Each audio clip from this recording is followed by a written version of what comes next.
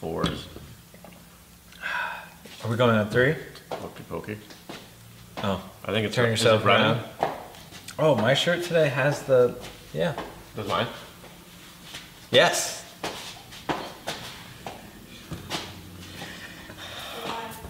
Hey, we're live. Woo! Oh yeah. Shoot. We weren't supposed to do the whooping. Welcome to Filabot Live. This week we did have a schedule of printing with Nalgene water bottles. Ow, that hurt. We took these and 3D printed Which are much more durable than your arm flash. I'm okay. I'll be okay. I'll walk it off. I love those moments. I don't. They hurt. Sorry. We 3D printed with bottles, which we'll go over next week. We're going to talk all about that next week because something kind of big happened in the last, not even 24 hours. Maybe we can call it 48 hours here. We're, you know, most of the time when we record Filabot Live, it's not. It's a little planned out. Well, it's planned out, but it's not news. It's not like this is big right now. And we actually, because of that, had a bit of an internal discussion whether or not we were going to talk today about what we're going to talk about, which is Nalgene's or not. The rise and fall of Printrbot. Because if you are unaware, Printrbot closed.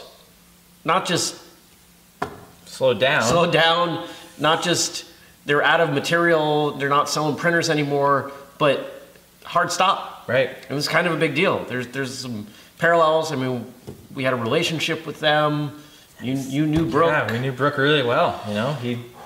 So this is a big topic, you know, something that I think, I mean, we can extrapolate where the market's going. Yeah. Something like this. So we decided that this was relevant. You know, we were going to push Nalgene's off until next week. So hopefully you'll come back for that. But we really felt it was important to talk about Printrbot, the impact that Printrbot had on the 3D printing space, the impact that Printrbot had on us. Yeah. If you haven't noticed the table, it's full of Printrbot. It's full of Printrbot. And this is only about half of what we have in our shop. We got some printers. So the good thing is they didn't really break down, so they'll last. Yeah. You know, for those of you that don't really dive in, you know, that aren't really concerned with the nitty-gritty of how stuff happens, you may not know that. Which you should be. Which, well, yeah, that's true. They don't have to. I mean, they're watching. We appreciate that they're watching. We don't have to judge them for their. Oh, okay, no judging. For their degree of nerdiness or how it manifests. But Printrbot and Filabot, other than sharing some letters, they sound the same. Yeah. Have a similar journey. So why don't you talk about that? Talk about a little bit with the timeline and. Sure. I'll take it away. Brooke started. Take it away, Tyler. I do. Help me if I. Absolutely. So, I'll talk about. I wasn't there, but I'll happily tell you were wrong. Sweet. So Printrbot started with a Kickstarter, right? They raised $800,000, over $800,000. Amazing Kickstarter. I think the biggest tech Kickstarter at that time. Yeah, the biggest 3D printing one. Yeah. I mean, it was off the charts, right? That's how when I started in college, I saw that Kickstarter. It was my first Kickstarter I backed for one of Printrbot's, Brooke's printer, and it was all wood. The whole thing? You do like the $500 one? Yeah, the whole thing. It was the plus, like it was a little bigger. The 8x8x8. Yeah, nice. 8x8x8. That was like 600 and change. It was nice. It was sweet. Do we still have that somewhere? No. Oh, actually, it might be up there somewhere. Oh. So we might have that. But yeah, that was the first printer that I backed, and the first one we got. The first one that printed. But technically, it was the second one that printed with Filabot filament. It was a MakerBot, unfortunately. When MakerBot was good. Ooh, that's some fighting words. Ooh, let's just move on from going. that. Yeah, so then we got Printrbot, and then we just, Brooke was starting up, we were starting, we had the Kickstarter after Printrbot. But it wasn't that long after, right? No, I think he started, was it 2011? I think it was 2011 was the Kickstarter. The end, right? Yeah, and things got rolling in 2012. Right, so basically at the end of his Kickstarter, I started the Filabot one. I ran that, and that took off there. And since then, you can see we've amassed a bunch of Printerbots. We've gone through a bunch, some that... we spent all of the Kickstarter money on Printerbots. Yeah. No. I mean, That would have been fun. That would have been a lot of printers to keep track of. That'd be a really interesting way to funnel money. That would. Get Kickstarters to put into other Kickstarters. It's got to be illegal somewhere. Yeah, I don't know how you pay back the other backers. I don't know. That'd be interesting. So thank you, Kickstarter, for both of our businesses. We wouldn't be here right now. We would not be here. Or just a different capacity. I don't know. So yeah, it's been a really interesting journey. I think we've seen the 3D printing market change from the hardware that Brooks started with to what he built to where it is now. Prior to Printrbot, what was the cheapest 3D printer you could get? What do you remember? I don't remember anything. Like it was... I mean, we're talking thousands and thousands of dollars, Yeah, right? To the point where, like... And few options. There's probably... I don't think there was any other... There's MakerBot. There's definitely MakerBot. But that was, you know, that was a lot, and it didn't really work as well as the Printrbot was like advertising. And Printrbot build area was huge, right? 8x8 for $600, and then the MakerBot I think was on Cupcake still, which was like a 4x4x4 cube. I mean, that's tiny. That's tiny. Yeah, I mean that's where the industry was. But Right. Printrbot came in with that simple design, and one thing that a lot of consumers liked. They like the idea of being able to expand their printers. So these printers, you're looking at them, and these movement systems, they're rails. So you extend these rails, you make them bigger, and that was kind of his whole drive behind the wood versions, and kind of the whole lineup of products was like, okay, can we print this part so that you can add on to it and make it bigger? Yeah, so that's where the hardware was, and it was, I mean, you saw how successful it was. Right. Yeah. Right. So one of the things that I think it's important that we disclose is that there is information we cannot disclose because of your relationship with Brooke and conversations that you had with him. We know bits. You know, bits and pieces. You know, it's not like we have this like huge amount of information, but you know, there will be moments that you'll notice Tyler and I look at each other as we're trying to make sure that we don't say things that we're not supposed to say out of respect. You know, but at the same time, we want to be respectful of all of you watching and not pretend that that's not what's going on. Right. You know, this is not scripted. These are a couple handwritten notes on what we're going to talk about today, but we did not script this, so we're just trying to be honest and fair. Right. And the reason this was something we talked about with our last video was, you know, that last video, why was that so important? The reason this is so important is because Brooke was an innovator. Printrbot, the company, was an innovator.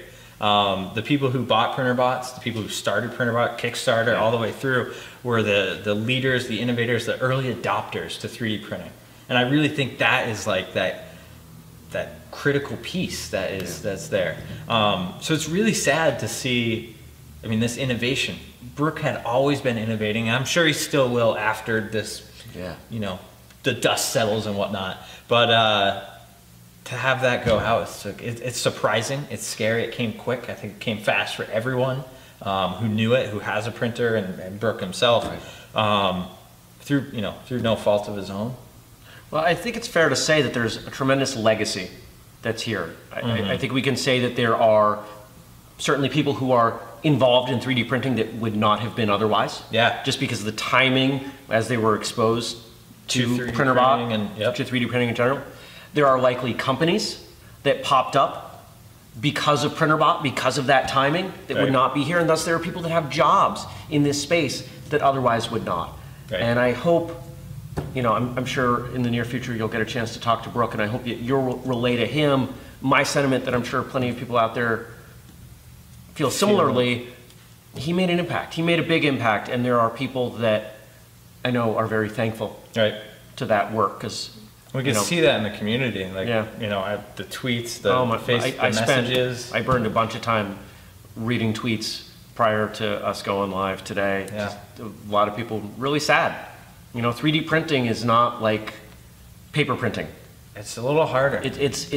Well, it's harder, but there's something a little more tangible, visceral. When you pick up a piece of paper, it doesn't matter. You could print the Mona Lisa, and it's not going to have the same emotional response. But when you print a thing, okay? When you print a thing that you can pick up and you can touch and hold, and it came about as a result of something going on in your mind, it's pretty powerful. Huge. I mean, that's and Printrbot and Brooke enabled that for who knows how many people.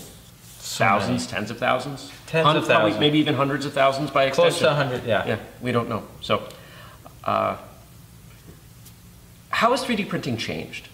It's changed, If we yeah. compare, like, 2011 days to 2018 days, Right. it's only, there's a fly. Ugh. It's only 7 years, but 7 years in this space is a huge amount of time. Right. Yeah, so prior to like 2012, 2011, it was really like industrial 3D printing. That's when MakerBot started to rise up.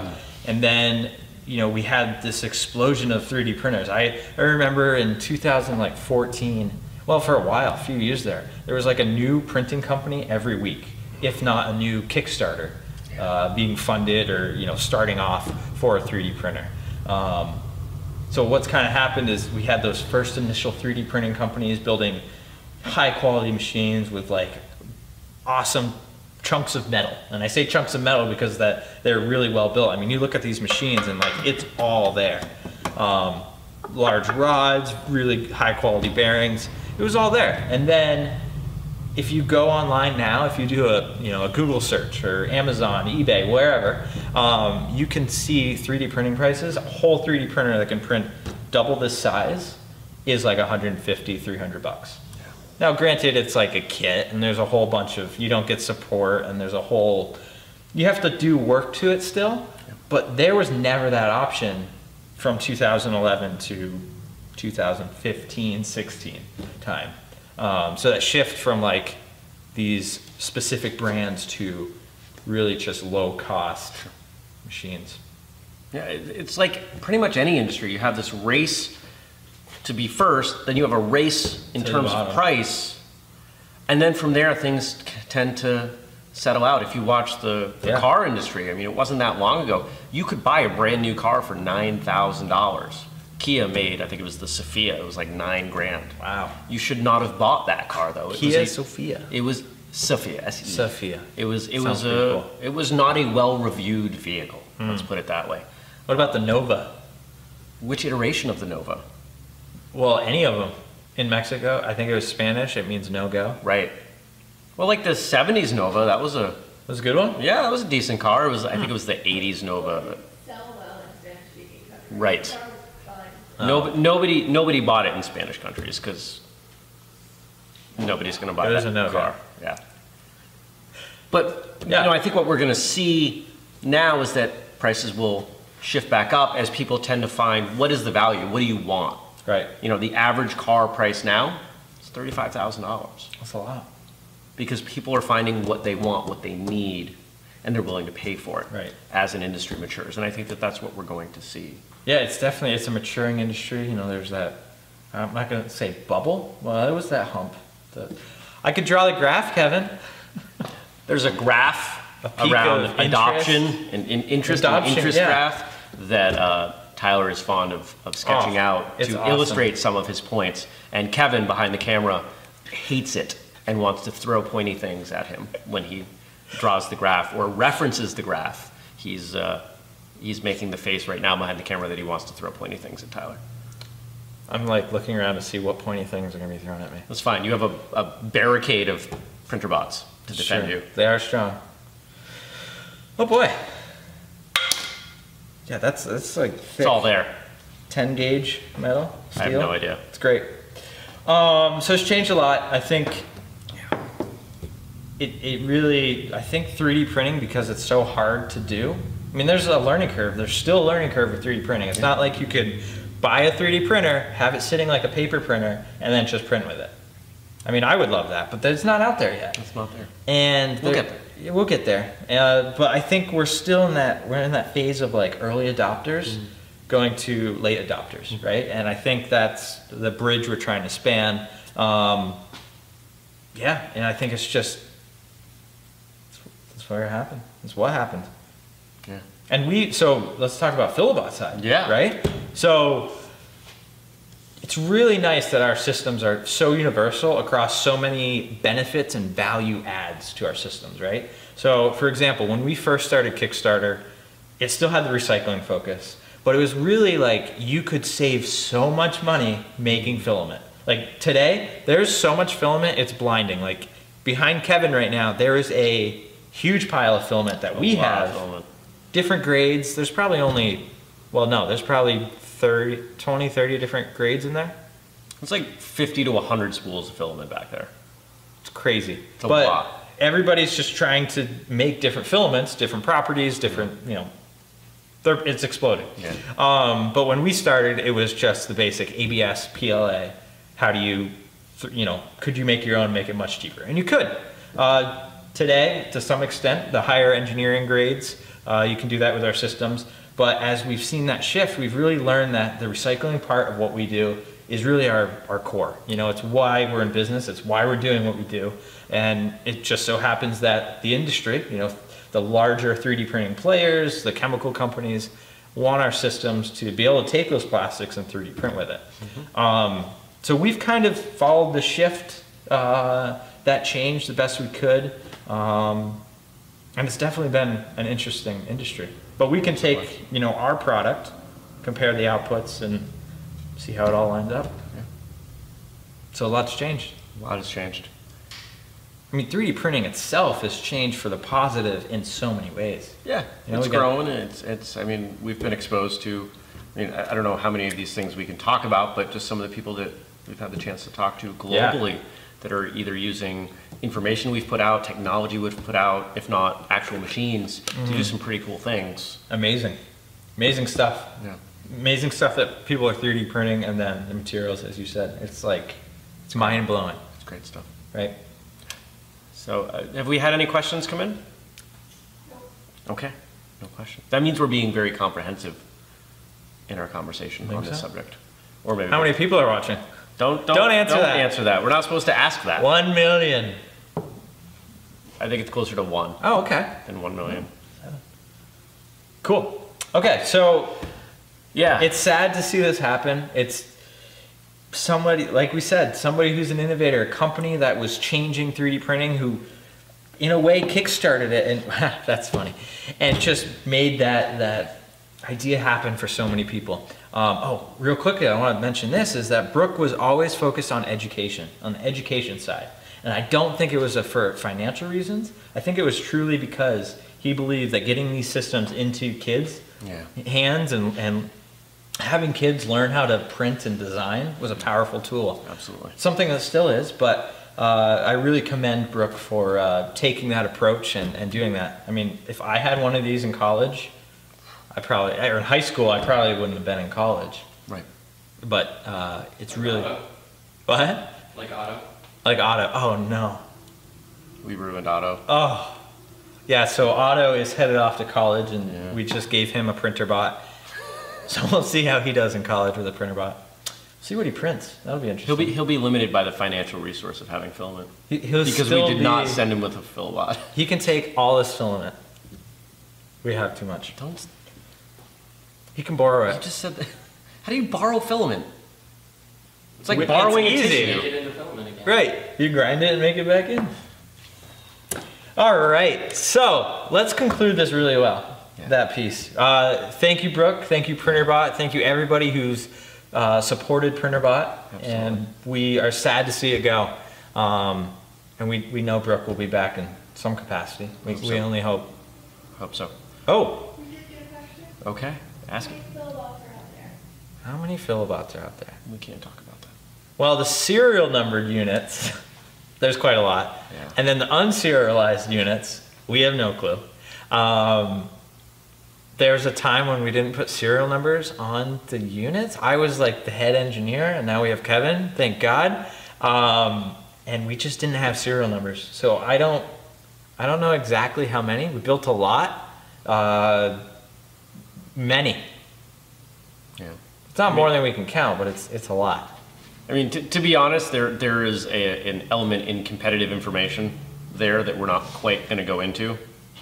We could speculate, but we're not going to, because Yeah, I'm just trying to That's think not- about. We had a lot of versions too. we We had the original Kickstarter. We had the Wii. We had the original, which is just a metal Right. upgrade, and then we're on our version now. Wow. Oh, and then all the prototypes I had. so many, Oh man. So there's a lot. There's a lot. At least like 9. There's at least 9 Filabots out there. Versions. A multiple of, yeah. 81. 9 squared. There's 81 Filabots. I'm looking down at the list so we can move along. All right. Yeah, again, Brooke, Printrbot, thank you. Thank you for all of your contributions. We look forward to talking to you. And you know, if you do something in the future that we can support, we'll support it. You know, Yeah. by all means, and hopefully we'll be able to count on all of you to do that as well. Cool. So stay tuned. Next week, Closing. Nalgene's. Yep, the Nalgene. So we're going to go over how we printed with these. These are actually indestructible. Not indestructible. If they were indestructible, we couldn't have made filament out of them. Right, but we did. They're difficult structable. Yeah, they were difficult. We'll cover that next week. We're going to talk about next week how I almost murdered myself with a hammer. But we made stuff. Don't forget, subscribe, turn on notifications. They're off by default for some reason. Because YouTube is silly. We do this show every Thursday. At 3? Right about 3 p.m. Eastern. And it's right about only because we don't... Give or take a couple minutes, because you know what? It's not our top priority. Our top priority is Well, other it's our things. top priority, but like, are we good at it? I mean, we're Pretty good at it. There's worse. 81 people watching. Nice. I just made up that number. Just make it. Is 81 your like favorite number? I don't know. I said it before, so it's top of mind right now. Okay. 81. Cool. You can't really make up a number. They all already exist. Oh, there's this company. Yeah. They have. We should probably cut. No, but we need our 30 seconds of banter. All right, here's And our 30 seconds of banter. Yeah, we're probably already there. Computers can't really auto-generate. Right, remember, they right? need time as a seed. Yeah. This company has shelves and shelves and shelves of, what are those things called? The lava lamps. Okay? They have shelves and shelves of lava lamps. Then they have cameras looking at